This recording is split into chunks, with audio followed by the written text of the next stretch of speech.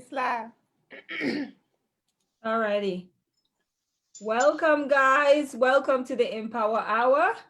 I am your host, Hanifa, and I'm Al Kumar. welcome. We are here again for another discussion with a dear friend of ours. Okay, I'm trying to pull mine up because I can't see my thing. I am so sorry. Let me just pull it up. All right, there we go. We are here with our dear friend, Oni. Yes. Here to Peace and discuss. blessings. It's always a good time with my sister. Yes. So make sure that you guys, if you're tuning in, make sure you share the live um, with your friends. This is going to be a fun discussion. It is. And let us know where you guys are at in the world. So type in where you are so we'll know what part of the world you're joining us from. Mm-hmm. Okay. All right. So what are we discussing today, ladies? Woo! The good stuff. We're discussing this Civil War. No. That seems to be going on between us. Yes. So we are here to discuss bridging the gap. Yes, ma'am. Yes, and the so-called or the war or the divide amongst Black men and Black women. Yes. Mm-hmm. Very important topic. We've noticed that a lot of conversations are being had, even more so since the election, during the election process, leading up to the actual election day. We've had politicians, Black women made comments that was geared towards Black men who possibly voted for Trump and their feelings around that. One of them made a really, really strong comment.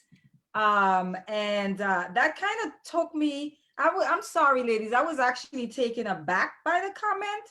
I actually wanted to read you guys what she said. This is Pam Keat in Florida. Okay. She is a political figure. She says 91% of Black women voted. She tweeted this, by the way. 91% of Black women voted for Biden because we love everyone. 20% of Black men voted for Trump because they hate Black women. Thank you to the 80% of brothers who stand with and for us. That is Pam Keat in Florida. Wow. Right. Straight to the point. This is So she tied the presidency of the United States to Black men hating Black women. Yes. And there has been a lot of conversations going on. And this is a conversation that's kind of just been ongoing anyway. I know we have talked about it before on the Empower Hour show. I have watched many platforms who have dared to actually explore the conversation between men and women, and Black men and Black women, and it tends to get really intense. It tends to become a very, very quickly escalate into a blame game, you know.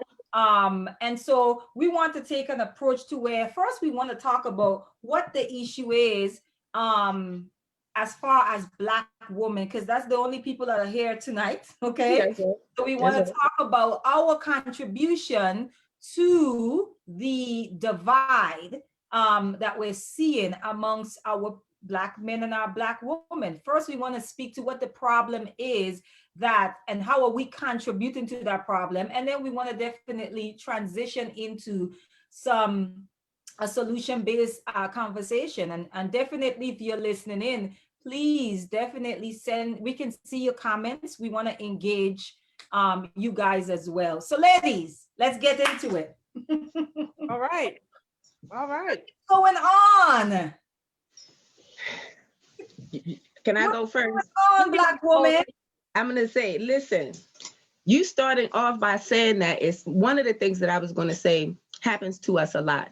And that is allowing all of this stimulation about this divide and conquer mentality, really take, hold. And it's been happening for so long that it becomes so normal. So there are going to be plenty of sisters that would have heard her say that and wouldn't flinch. Would agree. Yeah, that's what I'm saying. Yeah, that's right. Yeah. But I think it's somewhat of a hypnosis. I think, it's been intentional. And for that stimulation for us to be fed that stimulation over and over again.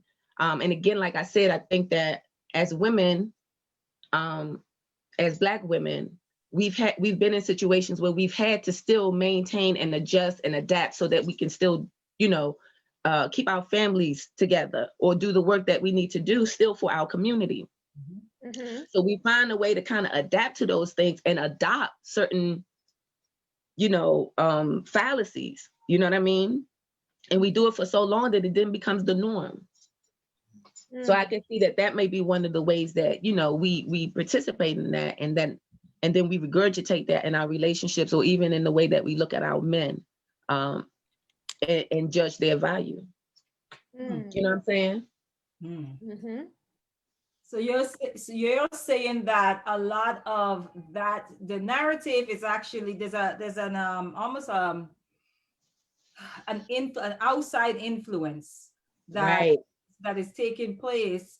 And so let's say someone who's already, maybe she just had a bad experience with a Black man, you know what I mean? And she hears something like that, then she jumps on it and say, that's right. That's right. Amen. Right. Okay. So I see what you're saying. Right. I am of the mind that, and the more I think about this, because I've been thinking about this over the years and just observation and listening to other people's perspective, particularly women, where's this coming from? I agree with you, Oni. There is definitely this media push, media influence that's involved there, right? Very, very, very diabolic in nature, if you ask me. My thing is, I think that there are people out there who are always listening as it pertains to media, right? And they know that there are some issues, some deep-rooted issues between Black men and Black women historically, okay? That is rooted, right, in slavery, right? And I think people take those hurts and those pain, and that pain that has been passed down, and they exploit it, right? And because we are not aware or have enough knowledge of self, or even understand the history behind of it, we are easily manipulated. Our emotions are easily exploited. Yes, so there's that as well. The other part of it that I would say from my own observation is that as Black women, we really need to understand that we are responsible for our own healing. Yes. No one else is. It's almost like we are waiting for Black men to heal before we decide to heal. You know what I mean? It's almost like we're waiting for Black men to get it right before we decide to get it right. So, and I'm speaking just from the perspective of a woman, because that's all we're talking about today. We're talking about Black women and what we can do.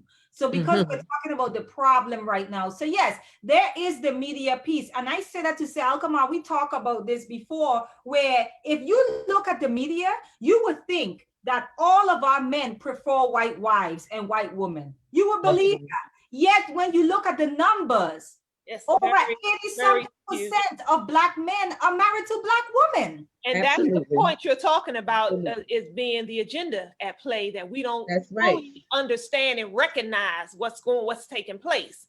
That there are some individuals that have taken it upon themselves to change the dynamics of what a strong Black family unit looks like.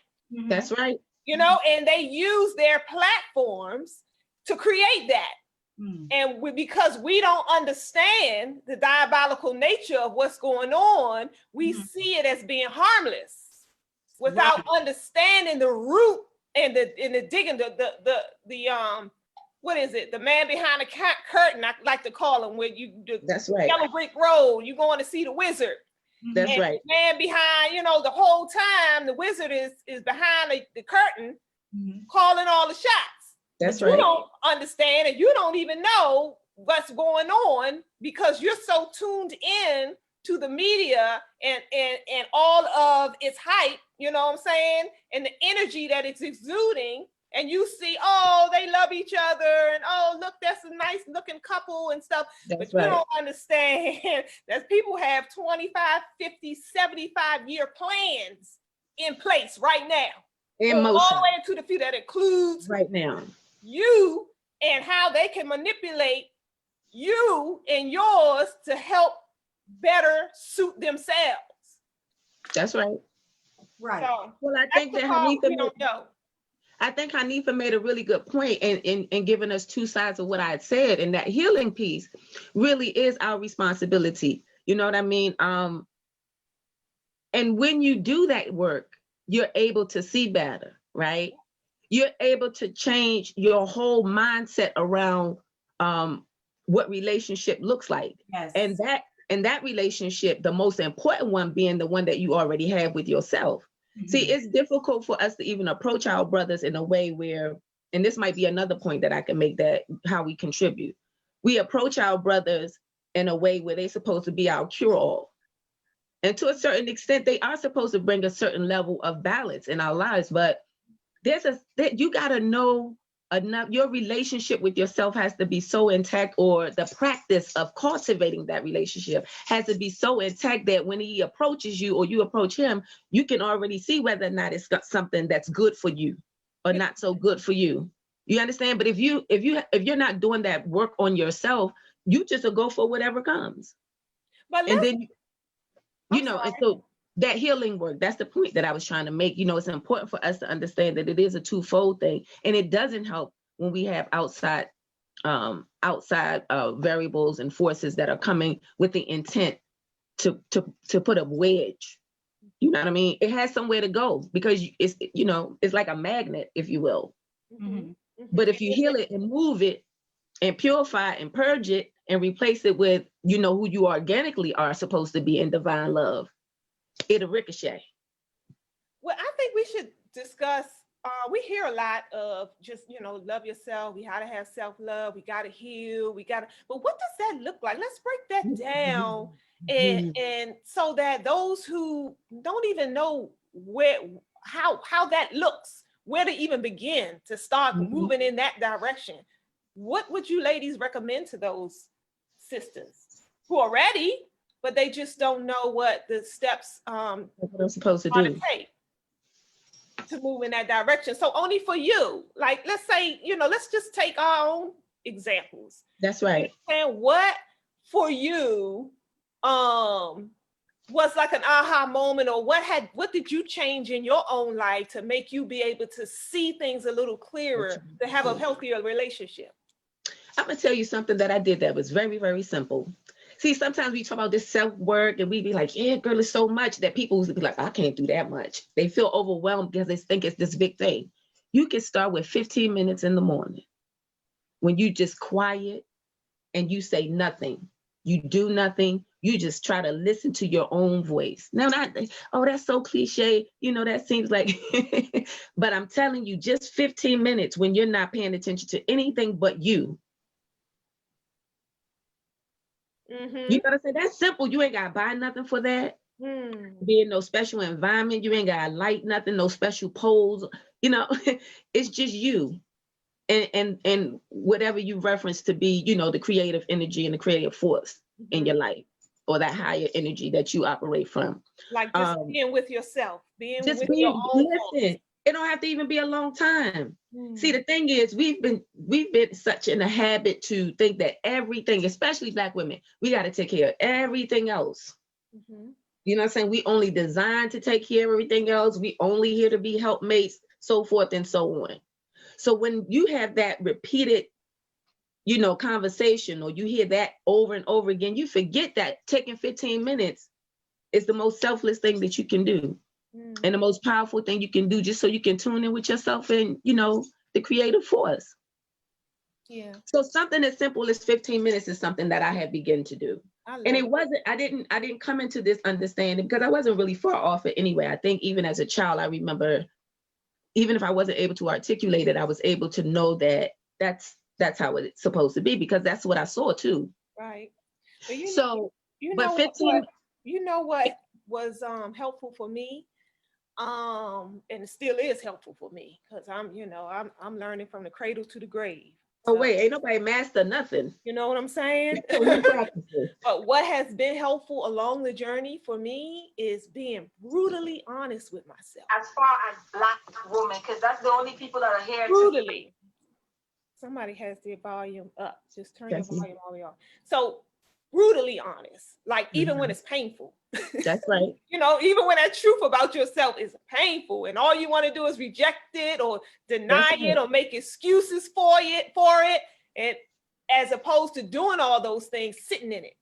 And you know what I'm saying? And usually if you hear the same thing about yourself from more than 2 or 3 people, the likelihood of it being true is about 100%. You know what I'm saying? And so it's like tuning in and really being able to accept those faults that lie within your own soul, because that's the first step towards change. Right. How are you ever going to expect to change any negative things about yourself if you're not even willing to admit that they're there? That's right. You can't even, that's the oxymoron. You're saying to yourself, no, that's a lie. That's a lie. The whole while you battling with this.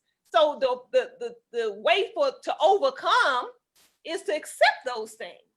And then you're able to maneuver a different way or out of that, or change your pattern or change that behavior. So for me, it's been being brutally honest. Oh my, you ain't had no business doing that. Or, you know what I'm saying? Or you need to change that about yourself. You know that. And being able to really, like, some people say don't beat up on yourself, but I don't consider that beating up on myself. I just consider it being brutally honest with myself and understanding and sitting in my truth. And then when I know it, then it's like, okay, well, we got to do something about that. Now that we know that this is detrimental, this ain't helping none. As a matter of fact, it's hurting. It's hurting my relationship with myself and with my significant other. So I got to do something about this. And that, I think, a lot of us sisters don't do enough. Right. Well, here's the other brutal truth that you could tell yourself in those spaces too. You can also tell the brutal truth about how bomb you are. See, you know what I'm saying? You can be truthful about it, because that's the thing too. That's the yin and the yang, but it's got to be that's the thing too. The balance. So we will be very dismissive and not be truthfully honest, because we've been taught that is not modesty, or is women aren't, you know what I mean? So we've been taught don't beat up on yourself. You know what I'm saying? We've been taught that all throughout. Don't beat up. And so we feel like, okay, well, anything like that is a beat up on yourself. So just reject it. Don't pay attention to it. No, I'm the bomb. Everything about me the bomb. I'm just fly. And so we never address those things that really need to be addressed. That's right. But Hanifa, I really want to hear from you, sis. That's right, because we just wrapped. Because I'm ready for the bomb. I got my I'm just listening. I have to drop a bomb or two. I'm just listening to you guys, because I agree. Yeah, I think we're all growing. I think once you get into knowledge of self, a lot of the conflict becomes much clearer. A lot of how you approach it, you are able to approach it with a lot more grace and forgiveness and gentleness, patience and compassion, because you understand that this is not a separate struggle, right? Because you hear a lot about intersectionalities, right? Mm-hmm. And I'm talking about when you consider our collective struggle, and the efforts by people who have no love for us, right, to constantly make a divide. It's still happening now. That's right. So in order for us to know how to move forward, we have to know the roots of it. we have to know where it began, Sankofa, right? In a sense, right? That's right. We have That's to right. go back and find out, where did this begin? It's not to go back to say it began here and somehow we reside there now and we dwell there and we set up shop there. Right. We visit there to learn, to take what we've learned from there to bring it into the now so that we can affect change into the future. That is what it's all about. And once you have knowledge of self is not just knowledge of self on on a biological level, not just on a cellular, not, it's also knowledge of self as far as you being a part of a collective, right? Which, i.e., history, okay? Once we understand history, our history as Black people globally, okay? Globally, right? As a collective, then we could start approaching our men differently. The issue that a lot of us are having, right, is there are some of us who are educated, right, by with our history, but somehow it has kind of been what's the word I'm looking for? Not diluted, but through the education that we also receive in this country, it has become polluted in a sense, perverse. The history that those of us who are educated know and understand, we take it and weaponize it against our Black men. For example, where were you when my great-great-great-great-great-grandmother was being raped? Why didn't you do anything? That's a part of the history, right? But we take it and we weaponize it against each other, against the Black man. You hear things like bed wenches, right? This is still history. So we know the history, but knowing the history is not for us to weaponize it against each other. It's for us to figure out what happened. Right.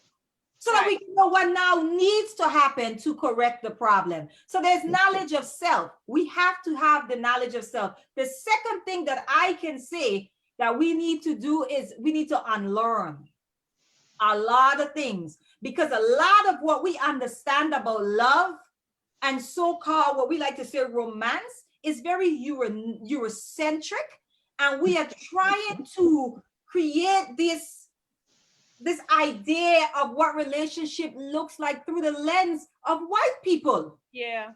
You know how I'm trying to say? You know how true. The television shows, for example, where the man flies you out to Paris. Right? The white guy flies the white lady out to Paris or whatever it is, right? You could get so wrapped up in that, right? And so you start to resent your man for not having that level of resources to fly you out to Paris. You know, not considering the economical condition of Black people in this country. That cannot apply to your man for whatever reason. It is. So a part of it is, the other part of it I'm seeing is when we talk about what we understand about men, if we look at the numbers, the percentage of single parent woman-headed households is very high in our community. So where are we learning how to deal with men? Think about that. Most of us are getting it out of romance novels. We're getting it out of television. Reality TV. We're getting it out of these TVs that have an agenda of their own.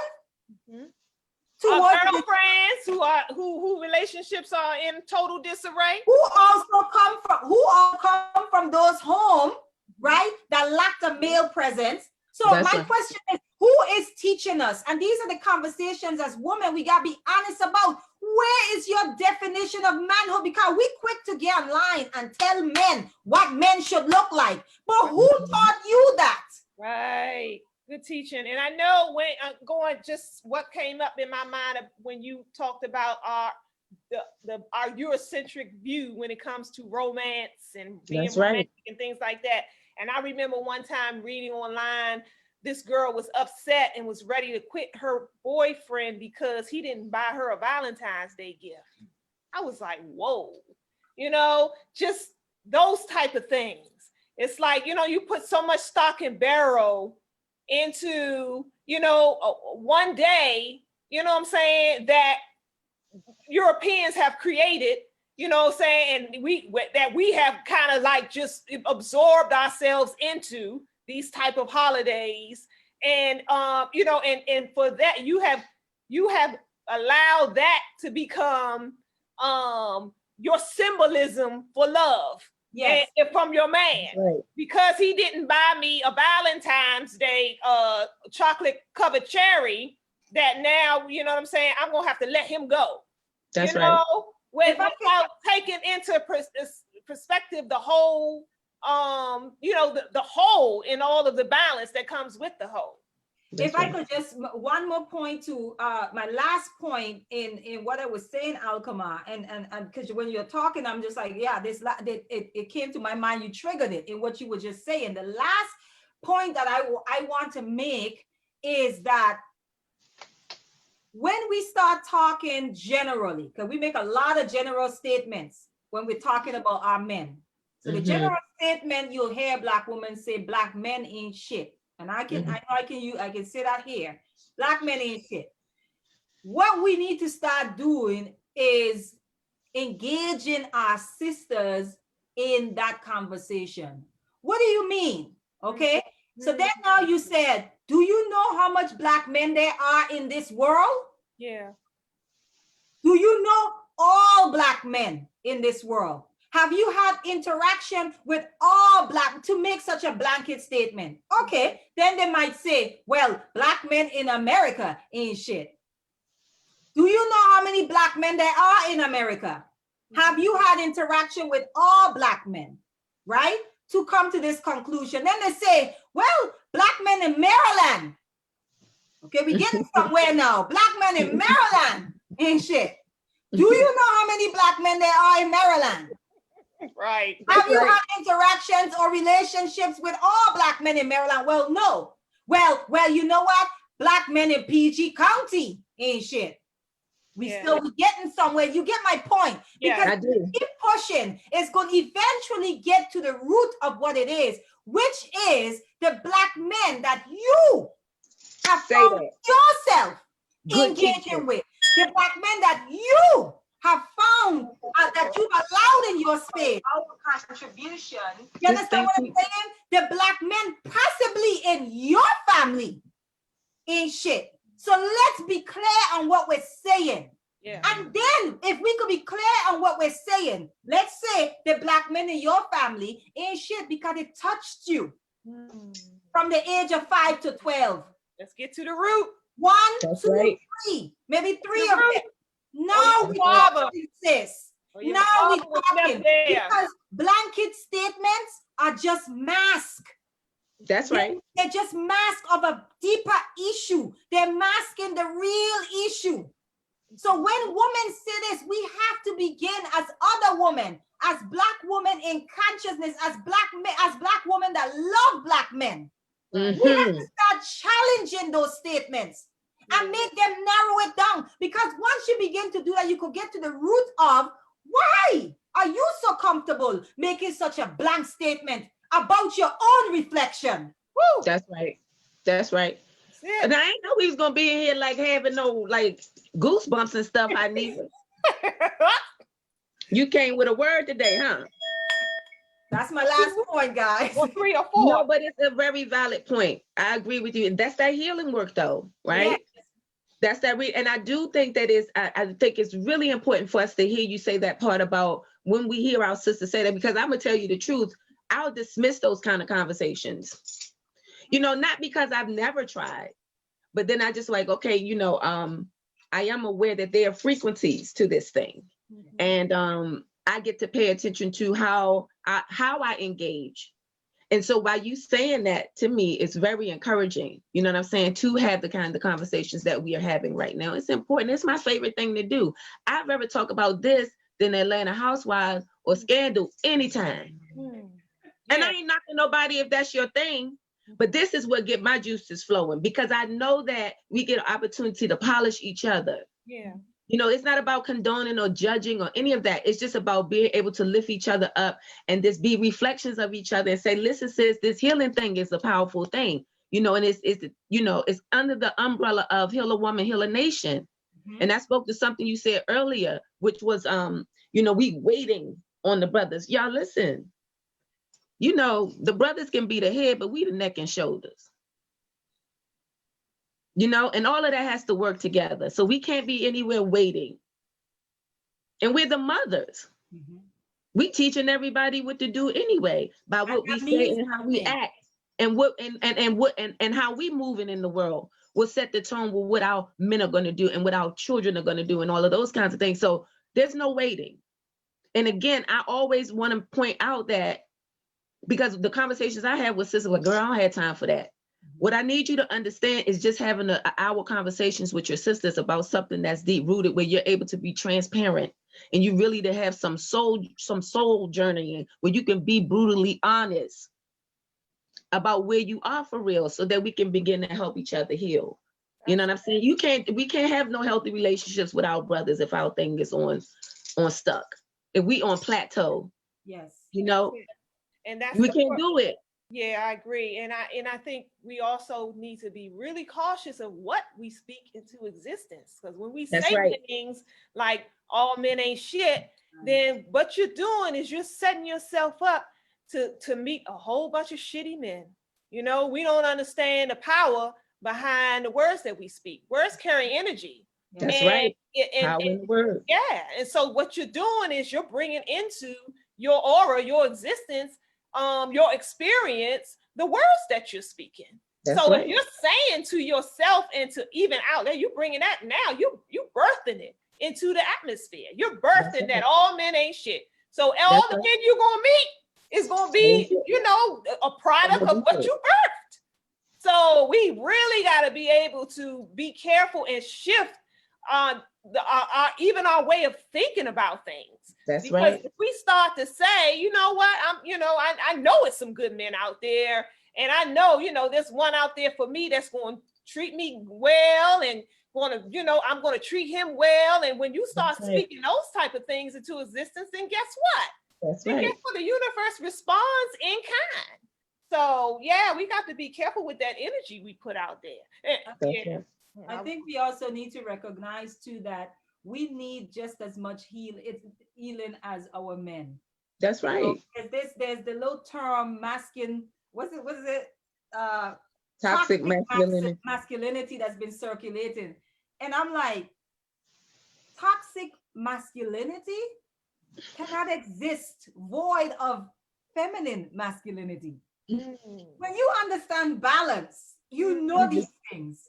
You already know. You know. So, but the conversation seemed to be focused on this so-called toxic masculinity, and our sisters have been riding it. I mean, a man telling a woman, like, you know, you probably shouldn't say that. Oh, that's toxic masculinity. I mean, just like how we just overuse and misuse the word narcissist, right? It's like people got wind of this word with all these syllables, and it's like, you know what?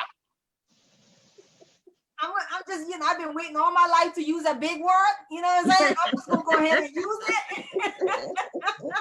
You know, I'm gonna use it even when it don't apply. You know, and so this whole toxic masculinity thing, you know, it just took like it kind of took on this force of its own, and that's all you were hearing. That's all you were hearing. And the minute that men try to talk about, for example, we don't want to accept the fact that a lot of our men feel the way, some of our men feel the way they do towards us because of the Black woman that raised them. We don't want to touch that. We don't want to talk about that. We don't want to talk about the misguided or misdirected frustration, right? We don't want to talk about abuse at the hands of us, our sisters, Black women, right? Abusing their own children, right? And these children now grow up and they have no love for their community. We don't want to talk about this.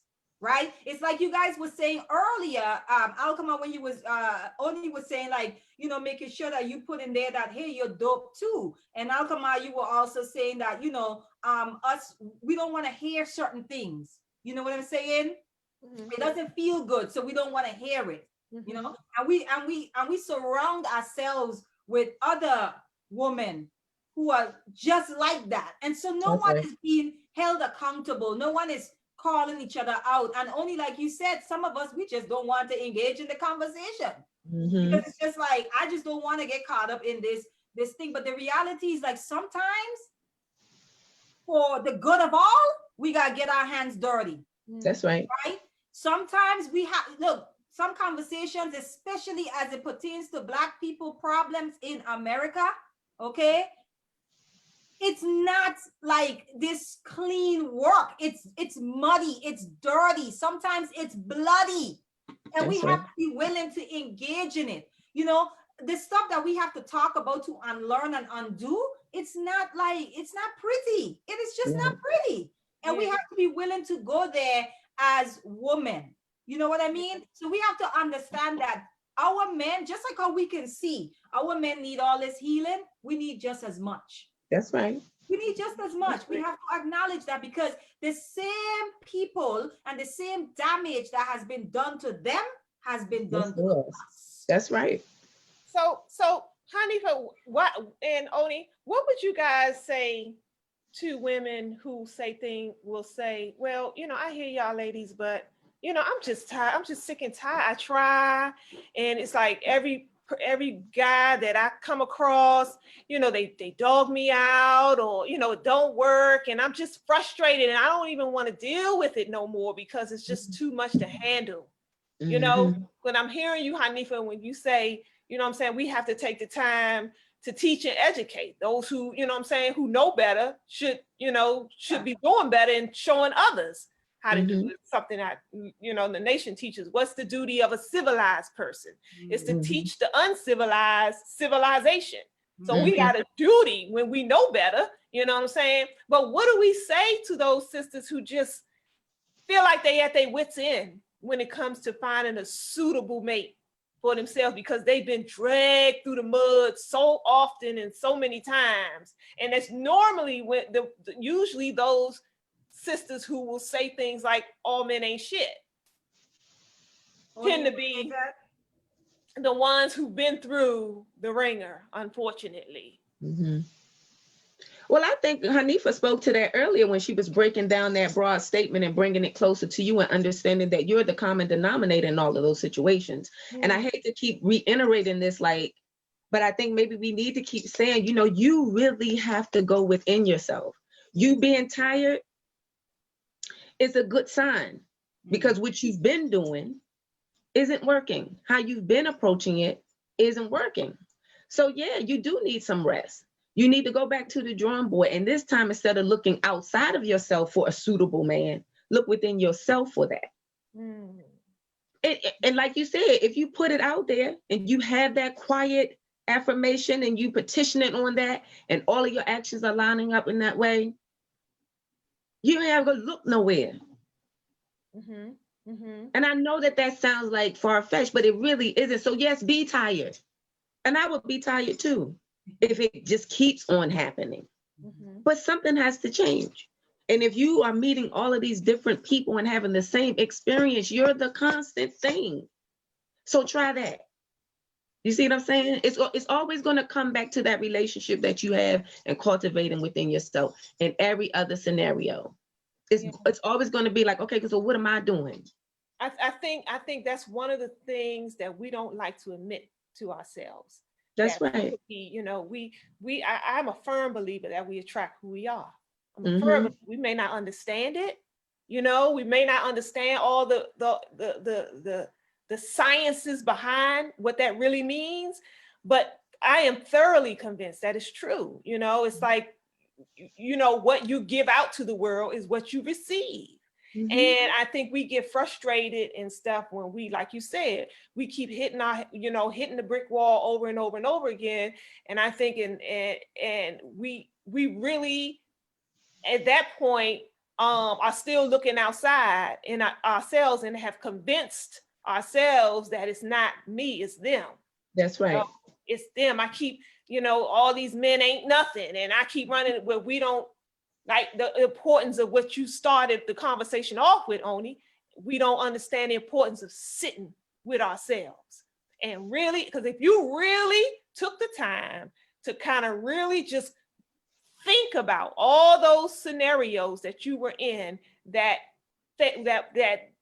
you kept hitting the brick wall against, when it comes to men.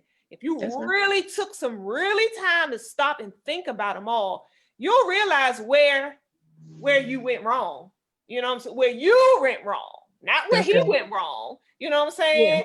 Yeah. So, or the, you know what I'm saying? So all that, but I don't think we really take that time to sit with ourselves and go that deep within ourselves, because it's easier to point the finger out and blame the other person. It's easier. That's what we've been taught to do. That's what we've been taught to do. Everything that we've been read in, we still deal with that residual that, it's never about you. It always has to be something else. The issue and the thing has to always, and we move that right into the relationship with our brothers.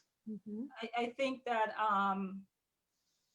if someone, and to address your question, is someone, a sister is talking about, relationship wise, oftentimes the women who say that, they're not tired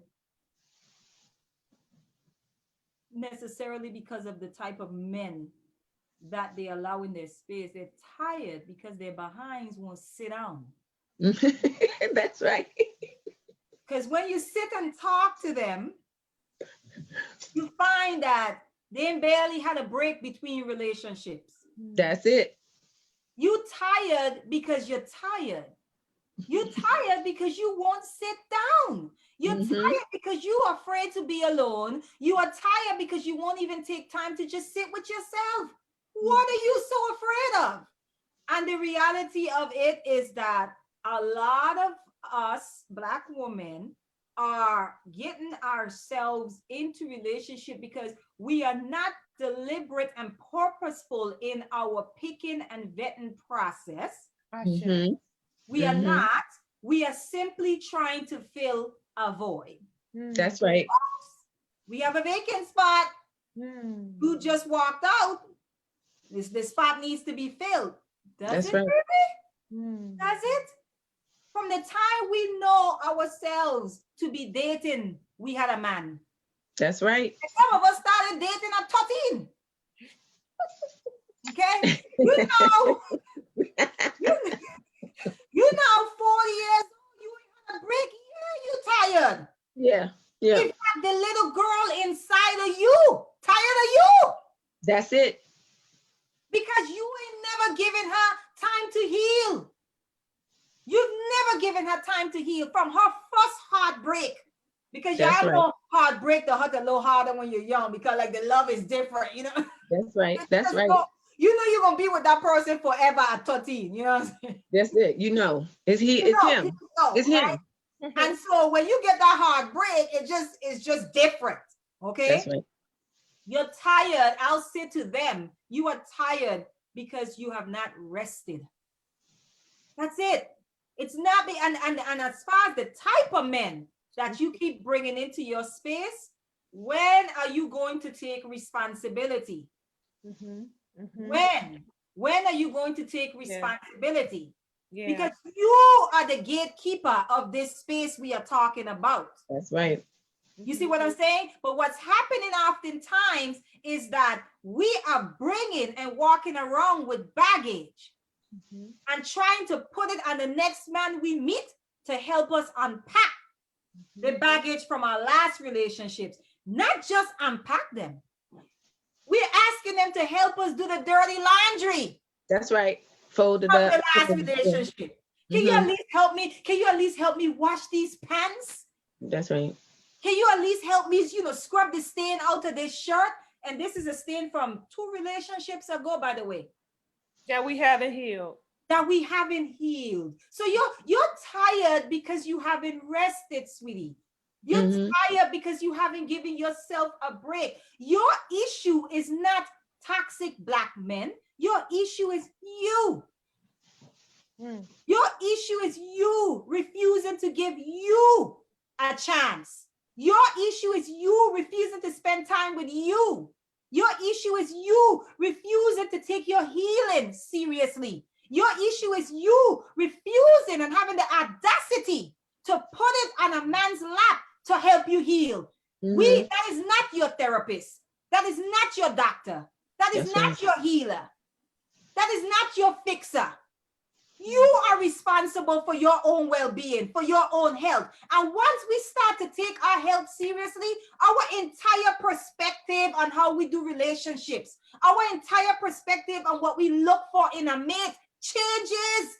You'll be surprised. You begin to change this. Everything else follows, including the energy, your aura, everything changes. That's right. Real good, Keisha. I agree 100%. It's a self-respect scenario as well, and insecurity.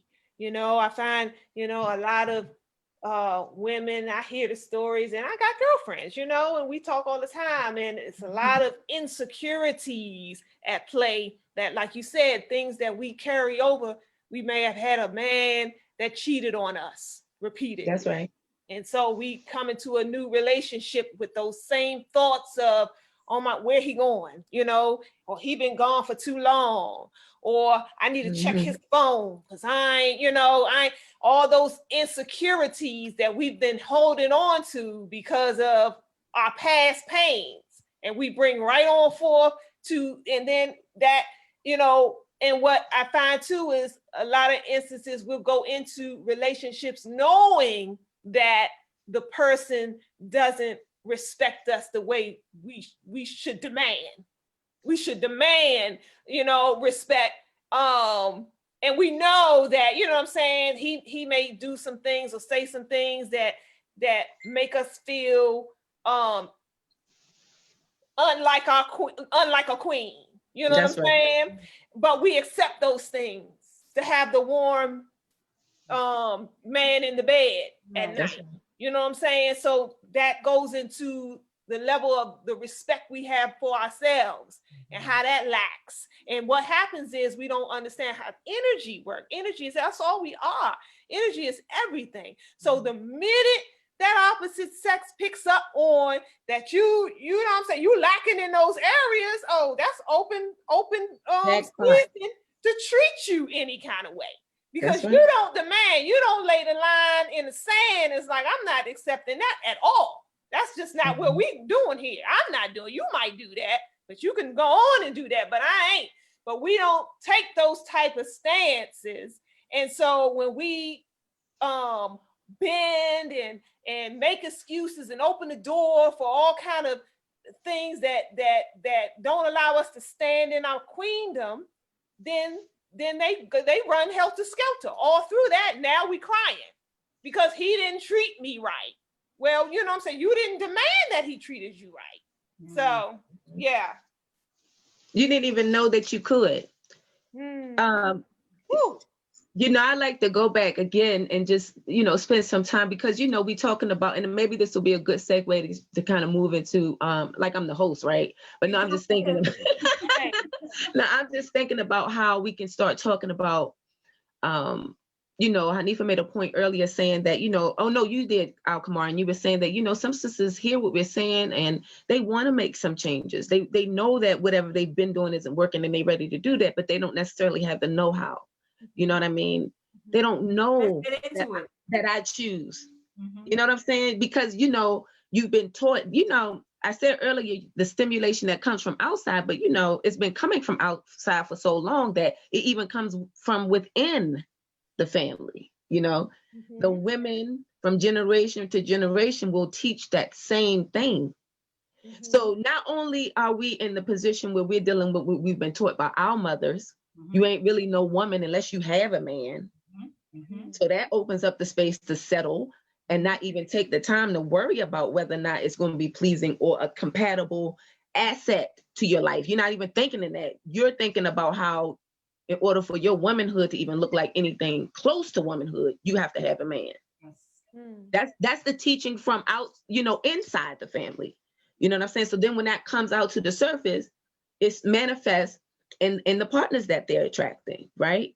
Like they know within themselves, like, I'm fighting to get something that might not be organically mine. You have that little inkling. We go through it a lot when we're teenagers, right? When we're in that space where we're pushing back with our moms and we're trying to figure out who we are, separate from what our mother has taught us or what she thinks and stuff like that. Right in that time right there, there's an opportunity for you to start cultivating the things that make sense to you about your womanhood. In addition to some of those things that, because our mothers had good intentions, you know what I'm saying? They teaching us what their mothers taught them. You know what I'm saying? And at one time that might have been close to being valid, right? Before we had all of this other influence, where now we talking about when you was talking about toxic masculinity and how the Black women are jumping on that. I think about how they jumped on that same kind of thing when it came to women, the angry Black woman, right? Now everybody was jumping on, the angry Black woman. And so now you have brothers talking about, well, I don't like Black women because they always angry. Like, listen. Good point. Just like you said earlier, if we know what our collective pain looks like, then you understand that angry Black woman is a deep thing. It ain't no surface thing where she just here. That's some deep rooted wounds from generations ago that she's displaying. And like I said earlier, adopted and adapted to so that she can still assert herself, because other things have been in place so that the man can't really necessarily be in a position to protect her. So she has to overly do some things because it's not her nature to have to do all of that, really. You see what I'm saying? So these things come from the outside and the inside, and then it's like a cycle. It's almost like we gerbils in the wheel. We keep going around in the same circle. You know what I'm saying? Just doing the same thing, expecting something different. And we know that's insanity. But part of it, my main point that I was trying to make in piggybacking what Alkamar was saying is that we want to. I know I talk to sisters, they want to. Yeah. They don't know how. Yeah. So That's where that quiet time comes in. That quiet time, because you do know how. You just got to remember. It's in our DNA. You just got to be still enough, quiet enough, sit down, rest, so you can hear. Because you do know. Let's discuss it. Let's discuss the how, because now we can segue That's right. Solutions, right? Good, so right. What are some of the things that we can do amongst ourselves, Black women, towards bridging the gap between ourselves and our men? Where it's no longer versus, it's not us versus them. What are some of the things that we can do? We're not talking about men, we're talking about us amongst us, right? So what are some of the things that we can begin? I'm going to say, because it's a process, because we didn't get here overnight. That's right. Okay. And so we have to bear in mind, especially those of us who are mothers. Okay. I'm a boy mom. Okay. You have to know that the work that you're doing on yourself is not just for you. Absolutely not. Because you talked about generational hurt. Some of us are carrying the pain of our great grandmother in our wombs right now. That's right. Okay, we're carrying her hurt. Yeah. We're carrying her bitterness. We're carrying her disdain towards men because maybe how she was treated. Okay. And so there is an unlearning that has to happen. But in our unlearning, we have to understand that we are not just doing this work, even though it's self-work, right? Even though it's self-work, it's never just about you. That's right. Because you are going to pass that on, particularly women who are mothers, right? And if you're not a mother, you have nieces, you have nephews, you have younger people, neighbors, you have children around you. Co-workers. Right. Yeah, That's right. Around you who you're going to influence. So as you begin to do that work within yourself, knowing that this isn't just about me, this is about people who are going to follow behind of me. Okay. The other thing that I think in the beginning, what we need to do, what I realized as far as Black women and watching conversations online, when we have these type of conversations, we are very dishonest. Mm. We are very dishonest in how we talk about this particular issue. And we are very one-sided in how we approach it.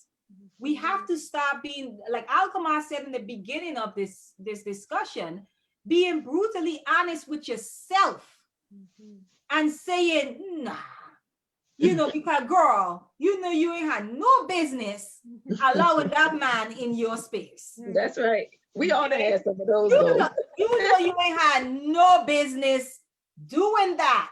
So you have to now go into yourself and say, even though I know that that thing would damage me, and I know that thing would harm me, and I know that thing that wasn't good for me, what is it about me that would still make me go towards something that will harm me? Good teaching.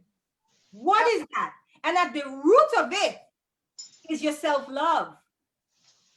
You have to check that. That's really at the root of it. So we have to begin, I'm talking solutions now. Yeah. We have to begin to do the work on ourselves first, because I know from experience, as you begin to change your mindset, everything is connected to that.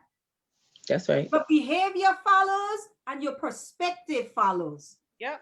Okay. I would say, choose how you spend your time is so vital. It's like, how are you? Clock what you doing. Clock your own moves. You know what I'm saying? And clock how you spend when you come off work. What do you do with your access time? You know what I'm saying? What do you spend it doing? Do you spend it doing watching Housewives and reality shows and other shows that you sit in and watch destruction? Families in chaos on the screen, and then it's because we must understand the power of the subconscious mind. So we think that we can just intake all that all day, every day. You listen, even some people who like to read, they'll read all them raunchy books that's full of drama and chaos and relationships that are failing and things like that, and we don't understand how the subconscious mind works. And you think that none of them things are gonna be an influence on your life. That's what you think, but you don't know. Just like, you know what I'm saying? Just like that, you get in a car every day and you drive. You get to where you go from A to Z. You don't sit there and focus your whole attention on driving. It's your subconscious mind driving that car. And you get A to Z and you stop at, you know what I'm saying? It's the same way with the information we intake. I would say just choose how you spend your time more wisely. Tap into the healers. It's a lot of healers out there. And it's the beauty of how the universe works is when you're ready. They say what it say, when a student is ready, the teacher will appear. Yes. You know what I'm saying? When you're ready to start that healing process, you'll be amazed what kind of the things that come right into your circle, ready, and, right there for you to grasp and reach out and grasp, because you have convinced yourself that you was ready. So I would say tap into the healers, tap into those who are that you look up to, that you admire, that are doing things that are well in their relationships, that, you know what I'm saying, that you look at from the outside in, and that you see that might be something that you want to implement into your own world, into your own space. Tap into those type of people. Be more conscious of who you spend your time around and what is being said to you. So those would be my suggestions. I think one more thing I want to say too is that when I was talking about honesty around the conversation, just also being be gentle with yourself. That's it. Be gentle with yourself, because where you're at right now, you didn't just get there overnight, right? There's some work, there's some things that happened to get you there. So I like to always say, all of us in relationships, we are coming with a toolkit. Those tools that are in our kit we've inherited them. Okay. there's nothing wrong with stopping and saying, these tools aren't working. They outdated. They're outdated. In fact, you're trying to loosen, right, a nail Here she go. Here she go. with a screw. What are we doing? What are we doing? So there's nothing wrong with saying, hey, like you just said, these tools that great grandma, who I love dearly, because I think when we think that when we start to talk about these honest conversations and saying that the advice that my grandmother gave me was not sound, we think that somehow it is somehow like betrayal of our grandmother or even mothers who we love dearly. No, it's just saying that, you know what? She did that and she never kept a relationship. Or she said that and she and granddad were in a relationship void of love since Adam. You know, that's right. So there's nothing wrong with looking at the tools that you've been given and re-examining them and saying, this doesn't work, so I throw this out. You know, this doesn't work, so there's nothing wrong with that. Let's be gentle with ourselves in the process. And also there's nothing wrong with saying, I really don't know how to do relationships because I've never been taught, but I'm willing to learn.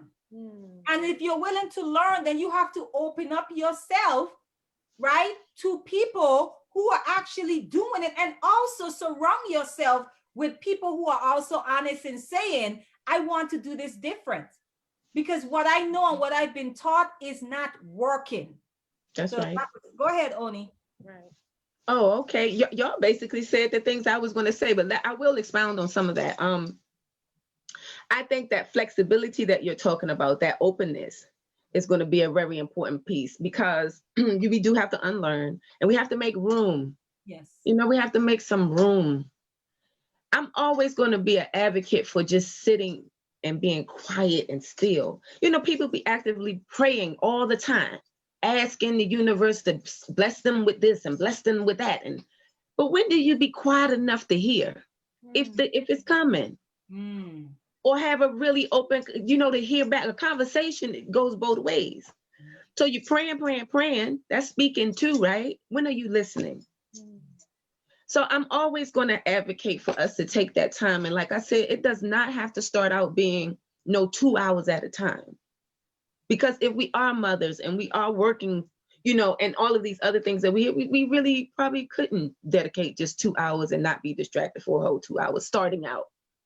But I believe that if you just start with a little bit, you know what I'm saying? Have enough compassion for yourself, have enough commitment to yourself. And if you say that you're tired, you know, love yourself up enough to rest. And you can give yourself 15 minutes at least. You know, and I'm not talking about 15 minutes to take a bubble bath. You don't have to go nowhere. You can do the 15 minutes quiet and then get in the bath. I'm not saying don't do the bath, but a lot of the times that's another thing that comes up. We think when we start talking about this self-love that it has to be going to get your nails done and get your hair done, and then, but you're still doing a whole bunch of stuff. What are you going to do to just be? What I'm talking about, that 15 minutes is to be. Just be alone. Now that's different than being lonely. Alone is you and the creator. That's where the magic is. Everybody running around here talking about black girl magic. Until you really start stirring some things up and ringing some bells and lighting some candles within yourself, like sparking your thing up. Now all of a sudden it ain't black girl magic. You understand? So what I'm saying, and look at she's laughing. What I'm saying is, you know, don't just be talking about this thing. And get out of your mind that it has to be this whole dramatic, formal thing. You know, when I get in those spaces, I talk just like I'm talking to you, Hanifa. If I'm saying you my sister and you my reflection, then how do I know to say that to you if I ain't already existing as that? And I know that that's what I am. Yes. And if you're doing that enough within yourself, the part with your brother, baby, that thing just spill right over in there. Because you would have up so much that it has no opportunity, nothing to do but overflow. It has no, so you ain't have to, it's not like, okay, now I got to figure out how to be with men. No, I'm going to figure out me. I'm mother. These other answers will come if I get this right. That's right. That's right. And so my thing again, I think the main thing I really want people to walk away knowing what I, contributed was that quiet space. Take that time for yourself. It's nothing like it. And it's the best thing that you could do for yourself, your family, your community, your nation. You got to tap into that magic and stop living on the surface, because they got a program that they do and have all of these beautiful women. Now they're talking about Black girls magic and rock. Well, really rock. You talk about Black girl magic, and I mean, we're gonna have to do a whole nother show on the whole self-love piece. How much it has been hijacked in a sense by like people who are focused only on aesthetics. That's right. Self-love looks like pampering and that's right. girl trips, but nobody wants to talk about the shadow side of self-love. No one wants to talk about loving yourself enough to actually go deep within to heal wounds that a beat face, manicured nails cannot reach. No, it's just gonna band-aid it. It's gonna band-aid it. And it's correct. Again, it's not to say, let me be very clear where I stand on this. It's not to say that those things aren't good. That's a part of it. Look, I be doing my little beat and stuff too. That's a part of it. But that's the bonus part. Yes. That's the part that come after you did the real good stuff, the good deep stuff. You know what I'm saying? And then that's easy. Yeah. That's all easy. Good teaching. Yeah, because but it goes back to what we were saying about relationships. If you are only focused, that's the surface level of self-love. You understand? That's right. If you are only focused on the surface level of self-love, then you are going to find yourself, right, connecting with people and still find yourself dealing with the same people, different faces. Okay. And you're asking yourself, but I'm doing the work. No, you're not doing the work. You're pampering yourself. There is a difference. Yeah. And that's a conversation that needs to be had, because I'm watching this take place, right? And no one wants to talk about the shadow part of self-love and self-work. No one wants to talk about the dark part of healing. No one. Right. We want to play around with this thing. We want to think it means shopping sprees and girls trips. We want to think it means just spa day and getting your face and your hair done and we good. No, that's why you still going through your same mess with your balm weave and makeup on. That's right. And all your money though. Don't forget the ones that be that's like, what I'm saying. We need to have these honest conversations. Yeah. I am definitely one when it comes to self-work and healing. I'm just like, this isn't a game. You guys think this is a game that you could just come and hijack it? I look at this thing now where everyone thinks that they put like a little beanie hair in the middle of their head, and this is not a knock against that. Or they adorn their self a certain way that somehow now they suddenly become a goddess. My day, you were born a goddess. Yeah, you were born with that divinity. No pair of earrings, okay? No pair of earrings, no lashes. That's right. So that when you bat your eye, it just looks like something magical. Black girl magic, right? Needs to become something like it has to be like alchemy, right? It has to be able. If you have black girl magic, then that magic needs to be able to transform you on a cellular level. This is not a game. Come on, Teach. Come on. This is not a game. We are talking about black girl magic, and there is no transformation. The only thing that's happening is we are acquiring these things that tell us this is what we need to be somebody in this society, but the real work is not happening. So we have our degrees and we have our houses and we have our cars, and we still can't figure out our relationships, and our families are busted and disgusted because of it. Miserable. This isn't a game. Walking around here talking about black girl magic. Magic has transformational powers. That's right. Good. I know we was gonna be in here having church. No, I gotta bring some light. What comes to my mind when I say we're healing, and in order for you to even heal, there had to have been a wound. That's it. So if there's a wound somewhere, there's pain, right? And so that's what a lot of we don't want to go there. That's the surface we don't want to tap into, because it's painful. It's to be able to have to sit in that pain enough to feel it in order for that wound to even begin to heal. Right now, we're just throwing Band-Aids over top of bullet wounds. We got bullet wounds in our heads, and we looking for a Band-Aid. let me just paste the Band-Aid. It's bleeding. You know what I'm saying? Half your brain's falling out. But hand me one of them Band-Aids over there. I just put it on there. Everything will be all right. So in order to heal, there's a wound there. So you have to go to that wound in order to heal it.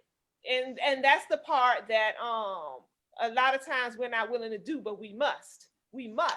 Well, I'm really will be just what Hanifa just described. We'll just be covering it up with a bomb weave and some pretty makeup and some performative bottom. I'm about to we're very performative.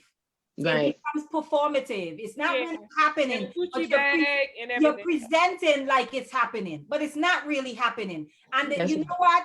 No tree bears, the fruit that a tree bears never lies about the seed of the tree. You understand what I'm saying? Mm-hmm. There's no tree that you could say that's an apple tree and it's bearing orange. No. It's an orange tree. And the reason why it's bearing oranges is because it's an orange tree. Mm-hmm. Okay? Mm-hmm. My point is, you can act like you're healing all you want, right? But your inability, right?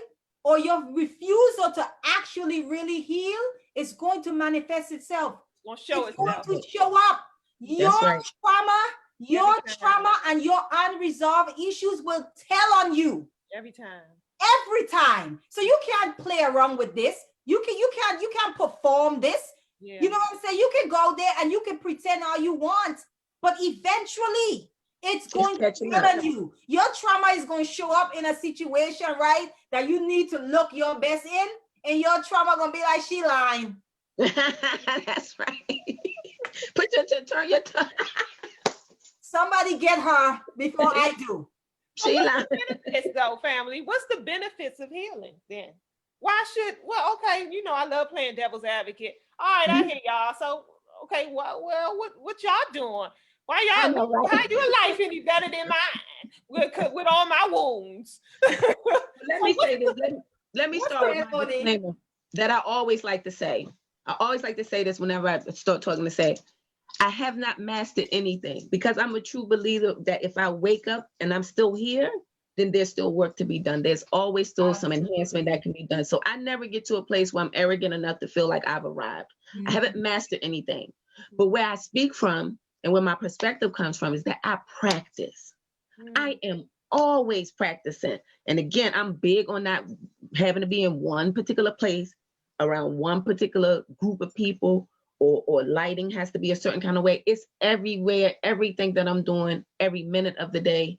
In this moment right now, I am growing and I'm paying close attention to what's happening as I do that.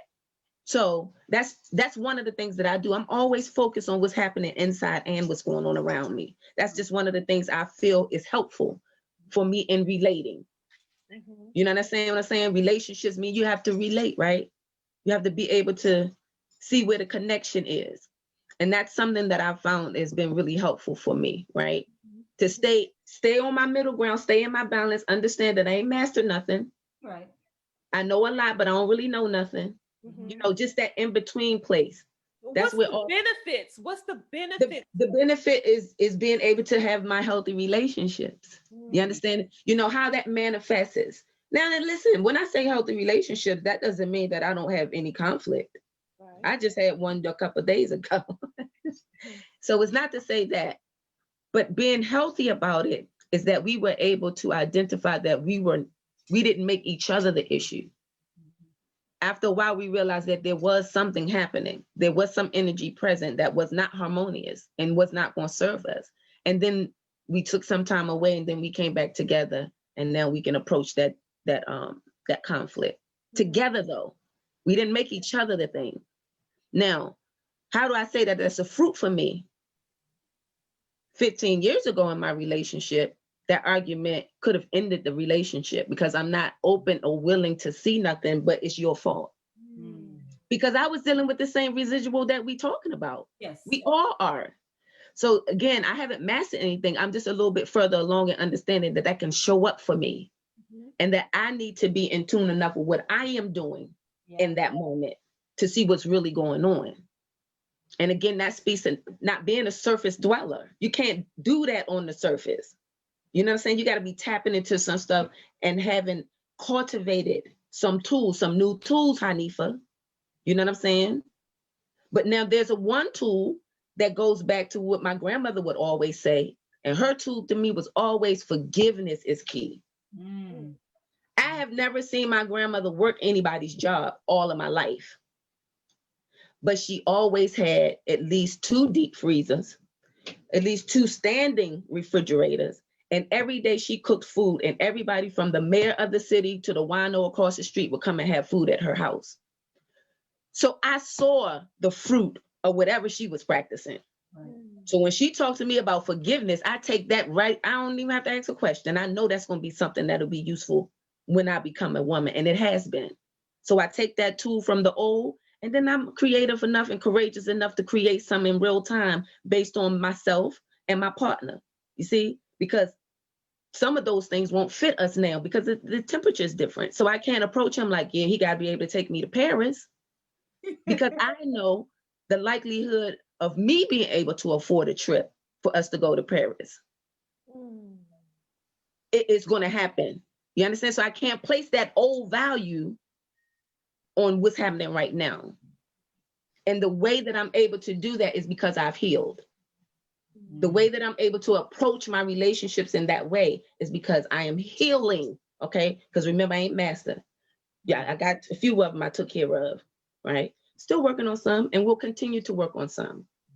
And the good news is I've been able to attract a companion that's willing to do that same kind of work for himself. So then we can empathize with each other. Yeah. You know, and we can support each other and we can witness each other's healing and growth, and we can enhance that for each other. Yeah. We're not relying on each other to do it or take on the burden of the other person. So those are a few of the fruits from that healing work that I can say and speak to based on my own experiences. And then to know that in this particular situation was, again, not the same situation 15 years ago, 20 years ago. 20 years ago, if you did some things and it triggered something, I'm out here trying to fight you like I'm a dude, though. Because these things still hot. You know, that kind of nonsense. But those are some of my fruits to share, you know, this particular, you know, in what we're talking about now. And it's not easy to do that. It takes work, y'all. You know, it's this other thing when people get in relationships, oh, now I got him, or now I got her. The work is over. No, darling, the work just began. You got to keep moving. You got to be there in real time and be ready to upgrade at the moment's notice and know each other's love language. So we have we went over, so way over. Way over. Yeah. Sorry. So I'm just gonna I just want to run through some of the comments before we close up. And if you guys hear anything that you want to speak to, feel free. But we have a comment from Keith started off. We talked earlier about the false narrative. He was just echoing that. Rude Boy Shepherd said definitely a program installed in the subconscious mind of the people. Can't even talk about these things with people without an emotional firewall blocking the progression, which is true, because when we try to have these conversations, they tend to be really inflamed, right? And then we have Baba Imhotep said a great deal of our work, Black men and Black women, is to cultivate an active awareness of our collective predicament. Our roots originate from the same ultimate source, white people and their systems. Both Black men and Black women are and has been targets of vicious white terrorism. And somebody just talked about, we talked about earlier, I started in slavery. Takuma said we need a better understanding of the criticism and self-criticism process. In my opinion, we tend to view criticism as an attack or a negative rather than something constructive. And I am learning, even me, in doing relationship now, is that you can either use the opportunity for a conflict as an opportunity to grow or to war. You decide. You can Right. decide to fight or you can decide to grow. That's, Mhm. Marcy Walker says the miseducation of the Negro is very real. I think we all agree on the root causes of what we're seeing today. And so Glenn said most of us are very comfortable with the normal process of things, which doesn't allow us to self-reflect. It doesn't allow us to even embrace the notion of the divine that's within. Knowledge of self requires us to realize God essence within ourselves. Yes. I'm Yes. sorry, that was my boo thing. So I just wanted to Hey, give a shout out. hey. He touched on what I had written down. But go ahead. Is that it? And then we have, I think, Keith was echoing kind of what you were saying, Oni, as far as to pray is to talk to the universe, to listen is to hear it.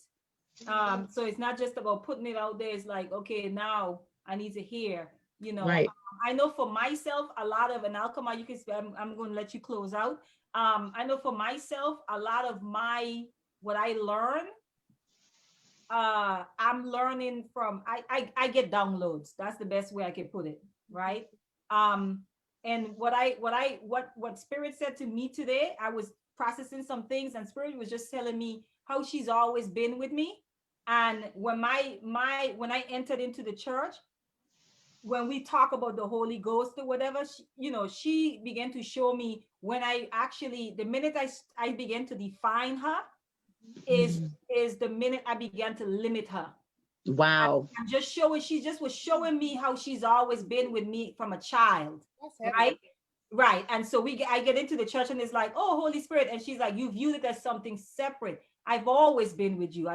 So now I'm in the space now, even in my relationship, in where I'm becoming more sensitive to spirit, to the divine within me. Right. And she's sassy, y'all. She's sassy. Okay. Yeah, she says, look at you. Look at you. Right. But she's like, I have actually been challenging myself to hear her out more and to listen to her and be obedient to her. And actually, it's been an adventure, and she's been able to take me back and show me where I've always been there. I've always spoken to you. I've always been with you. You just decided to get into religion and so forth in an attempt to define me and name me. And once you do that, you begin to try to box me in, and I am limitless. So that's something I learned today. But yes, even listening to spirit and tapping into that divine with yourself is great assistance in how we do relationship with each other. That's right. Yeah, Good I love that. That was real heavy, honey. Yeah, how you broke that down. For me, going back to how we the benefits of healing ourselves. For me, I would say it's just internal peace. It's so much more peaceful in my relationships, and not just male to female relationships either. I'm in relationships with my girlfriends and my colleagues and my business partners, all that. It's just it's a level of self-assurance when you're aware that's like it's gonna be okay. You don't have to be anxious. You don't have to be mean, or you don't have to have so much ego involved in the situation, because you learned how to those tools Hanifa talked about. You learn how to utilize some different tools that you didn't have before, Alquamar. And so now, you know what I'm saying, when the flare-ups come, like you said, only at one time they be getting in hands. For me, it'd be my mouth. Woo, girl, my tongue could cut. You hear me? And I would use it to cut every chance I got. Anytime I felt that my needs weren't being met the way I thought they should have been met. You know what I'm saying? I'm gonna cut you. With my. And now I realize that just brings more chaos. That just brings more disarray. That brings more. That widens the gap. And so now I'm learning how to be more wise in my approach when it comes to conflict. You know? And what I learned too is that usually if I wait a minute, if somebody says something to me off-putting or something that really hurt me or affect me, I learned that if I just wait a little while, I won't feel the same about the situation if I just lash right back out at them. You know what I'm saying? You lashed out at me. Okay, now I got to lash back out on you. And now we into a fight mode. You know what I'm saying? Either verbally, physically, whatever. But if I realize somebody may have said something to me that was really painful. And if I wait a while, first of all, those feelings will subside. And second of all, I'm now able to articulate my thoughts better. And so now I'm able to come to you a little while later, more civilized, more calm, and more prepared to express to you how what you did made me feel. That's right. You know, the whole piece about it all, you know, when you do that work on self, is very beneficial to me in my spiritual growth. And I love what Glenn said about tapping into the God self. Yeah, because you know, I just feel more closer to divinity. I feel closer to the creator, my divine self, whatever the term you choose to call it. I feel that because that's peace, right? That's right. God is peace, right? So I'm feeling like, you know, I'm in a place where, you know, that if God is going to reside anywhere, I would imagine it would be in a peaceful place. That's right. So yeah. So ladies, that is our time. Okay. I think we've been out of time, didn't it? I'm gonna go ahead and call it in. But anyway, if you guys are watching and you like what you heard, please make sure you share the live and tune back in, because next week we're gonna do a part 2 to this, and we're gonna have some brothers on to discuss this same topic with us from their perspective. And we want you guys to engage us as well. We enjoyed, as usual, you know, ladies, thank you. This is the Empower Hour talk show. Please come back and join us and share the live, share the energy, share the information. Until next time, stay blessed and stay safe. Thank you. Peace and love, everybody. Love, family. Let's see. Okay.